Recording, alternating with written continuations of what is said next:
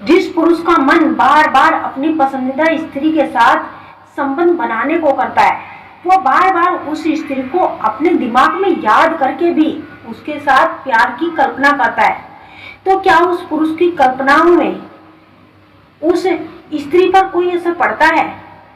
या जब पुरुष उस स्त्री को अपने दिमाग में सोचकर उसके साथ संबंध बनाने की कल्पना करता है, तो उस स्त्री को कोई फर्क पड़ता है?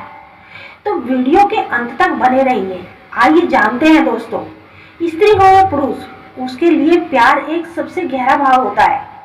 यह प्यार इंसान को ऐसी मजबूती देता है कि उसे दुनिया का कोई भी परेशानी आसान लगने लगती है।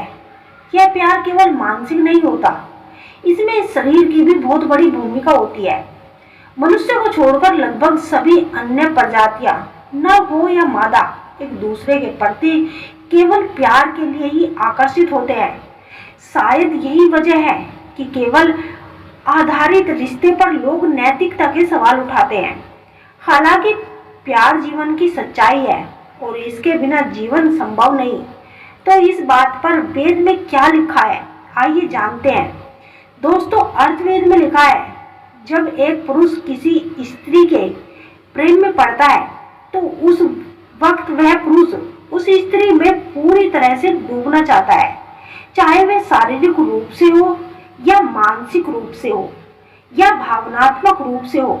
जब वह पुरुष उस स्त्री के सामने अपनी भावनाओं को खोलता है तो वह पुरुष उस स्त्री की नजर में बस जाता है।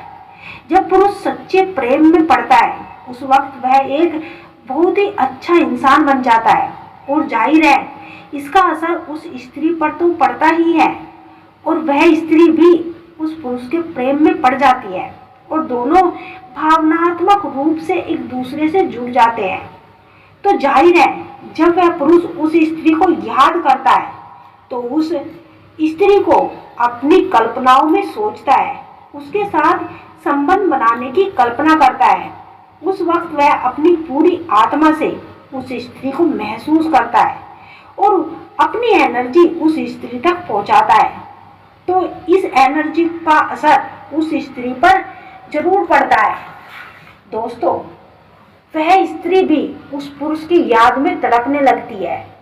जब पुरुष अपनी वाइब्रेशन उस स्त्री तक पहुंचाता है तो वह वाइब्रेशन उस स्त्री तक पहुंचकर उसके मन में एक जिज्ञासा उत्पन्न कर देती है और वह भी व्याकुल हो जाती है। वह भी उस पुरुष को याद करने लगती है, उसके बारे में सोचकर तड़पने लगती है।